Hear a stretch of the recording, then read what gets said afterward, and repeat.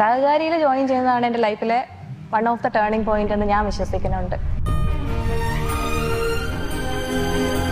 രാവിലെ എണീക്കുന്നു, നമ്മളൊരു ഓഫ്ലൈൻ ക്ലാസ്സിൽ എങ്ങനെയാണോ ജോയിൻ ചെയ്യുന്നത് അതുപോലെ ഓൾറെഡി സിസ്റ്റമാറ്റിക് ആയിട്ട് ടോപ്പിക് വൈസ് ക്ലാസ്സും എക്സാംസും എല്ലാം വന്ന് കിടപ്പുണ്ടായിരിക്കും. അത് ഡേ ആൻഡ് നൈറ്റ് അത് ഫോളോ ചെയ്തു എന്നുള്ളതാണ്. ഒരു എക്സ്റ്റേണൽ സോഴ്സ് ഓഫ് മെറ്റീരിയലോ അങ്ങനെയൊന്നും ഞാൻ ആശ്രയിച്ചിട്ടില്ല. കൺസിസ്റ്റൻസി, ട്രസ്റ്റ് ദ പ്രോസസ്, അത്രയേ ഉള്ളൂ പറയാനുള്ളത്. ട്രൈ ചെയ്യുക. നമ്മളൊരു ജോലിയിൽ സൈൻ ചെയ്യുന്നത് വരെയും നമ്മൾ പഠിച്ചുകൊണ്ടിരിക്കണം.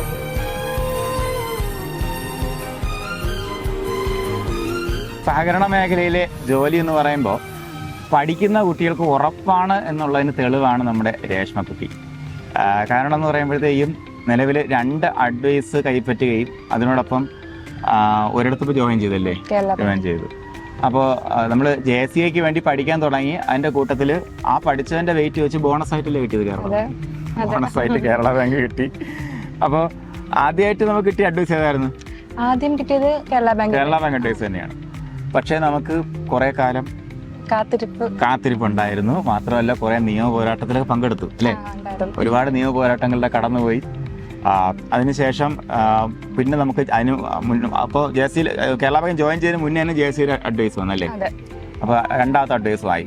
2 അഡ്വൈസ് ആയപ്പോഴേ ഞാൻ വിളിച്ചത്. അപ്പോൾ രേഷ്മയുടെ ഒരു പഠന വിശേഷങ്ങളാണ് നമ്മൾ നോക്കുന്നത്.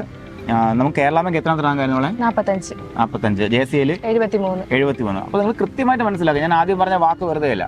പഠിച്ചു കഴിഞ്ഞാൽ നമുക്ക് 100-ൽ വരണമെന്ന് വരാൻ പറ്റും അല്ലേ? നമ്മൾ ആ ലെവലിലുണ്ടെങ്കിൽ അവിടെ തന്നെ നമ്മൾ ഉണ്ടാവും, ഒരു സംശയം വേണ്ട. അപ്പോൾ അതുപോലെ നിങ്ങൾ എല്ലായിടത്തും ഇപ്പോഴും എനിക്ക് പറയാനുള്ളത്, നിങ്ങൾ ആ എക്സലൻസിലേക്ക് തന്നെ എത്തുക. എക്സലൻസിലേക്ക് എന്ന് പറയുമ്പോഴത്തേക്കും നമുക്ക് അവിടെ കാണുമെന്നുള്ള ഉറപ്പില്ലായിരുന്നു. അതിനൊക്കെ ഉണ്ടായിരുന്നു. പഠിക്കുമ്പോഴത്തേക്ക് നമുക്ക് നമ്മുടെ പൊസിഷൻ റാങ്ക് ലിസ്റ്റിൽ, സ്റ്റേറ്റ് വൈഡ് റാങ്ക് ലിസ്റ്റിൽ എവിടെ ആയിരിക്കുന്ന ഒരു ഉറപ്പോട് കൂടി പഠിക്കാൻ പറ്റും എന്നുള്ളതാണ് നമ്മളെ ഈ ഇത്തരത്തിലുള്ള പരീക്ഷയുടെ പ്രത്യേകത. നമ്മളെ ഈ ഒരു സക്സസിൻ്റെ നെടുന്തൂണ് ആരൊക്കെയാണ്? എനിക്ക് ശരിക്കും പറയാനുള്ളത്, JC നോട്ടിഫിക്കേഷൻ വന്ന ടൈമിൽ എൻ്റെ ഒരു ഫ്രണ്ട് പറഞ്ഞാണ് സഹകാരിയെ പറ്റി അറിയുന്നതും ജോയിൻ ചെയ്യുന്നതും. സഹകാരിയിൽ ജോയിൻ ചെയ്യുന്നതാണ് എൻ്റെ ലൈഫിലെ one of the turning point എന്ന് ഞാൻ വിശ്വസിക്കുന്നുണ്ട്. കാരണം അതിന് മുന്നേ ഞാൻ ഈ നോട്ടിഫിക്കേഷൻ PSC വരുന്നു, ഞാൻ പോകുന്നു, എഴുതുന്നു എന്നതിനപ്പുറം ഒരു ശരിക്കുള്ളൊരു പ്രിപ്പറേഷൻ ഒന്നും ഉണ്ടായിരുന്നില്ല. 2024 ഇതിൻ്റെ നോട്ടിഫിക്കേഷൻ വരുന്നു. ഞാൻ ജാനുവരിയിൽ ജോയിൻ ആവണുണ്ട്. ആ ടൈം തൊട്ട് എനിക്കുണ്ടായിരുന്നു, എനിക്ക് ഇതിൽ ഇനി ഒരു ജോലി വേണ്ട, ഇത് വേണം, കയറണം എന്നുണ്ടായിരുന്നു. അപ്പോൾ ഇതിൻ്റെ സ്കോളർഷിപ്പ് എക്സാം ഒക്കെ നടത്തിയിട്ടുണ്ടായിരുന്നു. അപ്പോൾ സ്കോളർഷിപ്പിലും എനിക്ക് കിട്ടിയിട്ടുണ്ടായിരുന്നു. പക്ഷെ അതിലാണൊരു ആത്മവിശ്വാസമൊക്കെ ഉണ്ടായത്, എന്നെ കൊണ്ട് പറ്റും, ഇത്രയും പേരെ കോമ്പറ്റീഷനിൽ പറ്റും എന്ന് തോന്നിയത് അപ്പോഴാണ്. അത് CSCB നോക്കിയിട്ടുണ്ട്, സെൽഫ് സ്റ്റഡി ആയിരുന്നു. പക്ഷെ അതെല്ലാം 1-2 മാർക്കിന്റെ കട്ട് ഓഫിലാണ് പൊയ്ക്കൊണ്ടിരുന്നത്. പിന്നെ ഇടയ്ക്ക് ഡെപ്പോസിറ്റ് ഗ്യാരണ്ടി ബോർഡിന്റെ ഇന്റർവ്യൂ വരെയായി. പക്ഷെ അത് കിട്ടിയിട്ടുണ്ടായിരുന്നില്ല, കുറച്ച് വേക്കൻസി ഉണ്ടായിരുന്നുള്ളൂ. പിന്നെ മെയിനായിട്ട് ഞാൻ പഠിച്ച് എഴുതിയ എക്സാം JC ആണ് ആദ്യമായിട്ട്. അപ്പോൾ അങ്ങനെ സഹകാരിയിലേക്ക് വരുന്നതിന് ശേഷം ആദ്യം നമ്മൾ JCAക്ക് വേണ്ടിയിട്ടാണ് പ്രിപ്പയർ ചെയ്തത്. അപ്പോൾ JCA പ്രിപ്പറേഷൻ സമയത്ത് നിങ്ങൾക്ക് ആ ഒരു ക്ലാസ്സിൻ്റെ ഒരു സ്ട്രാറ്റജി കാര്യങ്ങളെല്ലാം ഫീൽ ചെയ്യുന്നത് എങ്ങനെയാണ്? ഓഫ്ലൈൻ ക്ലാസ് ഓൺലൈൻ ക്ലാസ് വ്യത്യാസം ഉണ്ടായിരുന്നു, എങ്ങനെയാണ്? ഞാൻ ഓൺലൈനായിട്ട് പഠിച്ച ആളാണ്. പക്ഷെ എനിക്ക് അതിന്റെ ഒരു കമ്പാരിസൺ എനിക്ക് പറയാൻ അറിഞ്ഞൂടാ. ഓഫ്ലൈൻ എങ്ങനെയാണോ അതുപോലെ തന്നെയായിരുന്നു. രാവിലെ എണീക്കുന്നു, നമ്മളൊരു ഓഫ്ലൈൻ ക്ലാസ്സിൽ എങ്ങനെയാണോ ജോയിൻ ചെയ്യുന്നത് അതുപോലെ ഓൾറെഡി സിസ്റ്റമാറ്റിക് ആയിട്ട് ടോപ്പിക് വൈസ് ക്ലാസ്സും എക്സാംസും എല്ലാം വന്ന് കിടപ്പുണ്ടായിരിക്കും. അത് ഡേ ആൻഡ് നൈറ്റ് അത് ഫോളോ ചെയ്തു എന്നുള്ളതാണ്. ഒരു എക്സ്റ്റേണൽ സോഴ്സ് ഓഫ് മെറ്റീരിയലോ അങ്ങനെയൊന്നും ഞാൻ ആശ്രയിച്ചിട്ടില്ല. കംപ്ലീറ്റ് ഇവിടുത്തെ മെറ്റീരിയലും നോട്ടും ഒക്കെയാണ് ഞാൻ പ്രിപ്പയർ ചെയ്തത്. സമയം ആകെ കഴിക്കാനും ഉറങ്ങാനും ഒക്കെയുള്ള സമയം എടുത്തിട്ടുള്ളൂ എന്ന് വേണം പറയാൻ. അപ്പോൾ അങ്ങനെ ഇരിക്കുമ്പോഴത്തേക്കും ഫാമിലിയിലുള്ള ബാക്കിയുള്ള ആൾക്കാർ എങ്ങനെയായിരുന്നു പ്രതികരിച്ചിരുന്നത്? എല്ലാവരും ഭയങ്കര സപ്പോർട്ടായിരുന്നു. അപ്പോൾ ഞാൻ ആദ്യമായിട്ട് ഒരു പ്രിപ്പറേഷൻ സ്റ്റാർട്ട് ചെയ്തപ്പോൾ എല്ലാവർക്കും ആദ്യം ഒരു അത്ഭുതമായിരുന്നു, ഇവള് പഠിക്കുന്നുണ്ടോ എന്നുള്ളതായിരുന്നു. പിന്നെ എക്സാം കഴിഞ്ഞിട്ടും ഞാൻ അധികം ഒന്നും പറഞ്ഞില്ല. ഈ റാങ്ക് ലിസ്റ്റ് വന്നു, അഡ്വൈസ് ഒക്കെ വന്നപ്പോഴാണ് എല്ലാവരും ഒന്ന് ഞെട്ടിയത്. എന്നെ പ്രതീക്ഷിച്ചിട്ടുണ്ടായിരുന്നില്ല.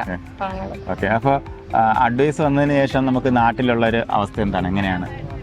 അഡ്വൈസ് വന്നപ്പോൾ ആൾക്കാരുടെ കാഴ്ചപ്പാടും ഒക്കെ വ്യത്യാസം വന്നു. ആദ്യം പറഞ്ഞു എന്തിന് PSC നോക്കണം, വേറെ കരിയർ ഓപ്പർച്യൂണിറ്റി ഒക്കെ നോക്കിക്കൂടെ, വേറെ എന്തെങ്കിലും കോഴ്സൊക്കെ പഠിച്ചുകൂടെ. അപ്പോഴും ഞാൻ PGക്കൊന്നും പോവാതെ ഞാൻ ഇത് തന്നെ മതി എന്നുള്ള ഇതിലായിരുന്നു. അപ്പോൾ പിന്നെ അപ്പൊ അഡ്വൈസ് ഒക്കെ വന്നപ്പോ കുഴപ്പമില്ല. അതുവരെ എനിക്ക് പിന്നെ എന്തെങ്കിലും ഒരു ഫംഗ്ഷനൊക്കെ പോകാനൊക്കെ ഒരു പേടിയായിരുന്നു. ചോദ്യങ്ങൾ ഒരുപാടുണ്ടായിരുന്നു.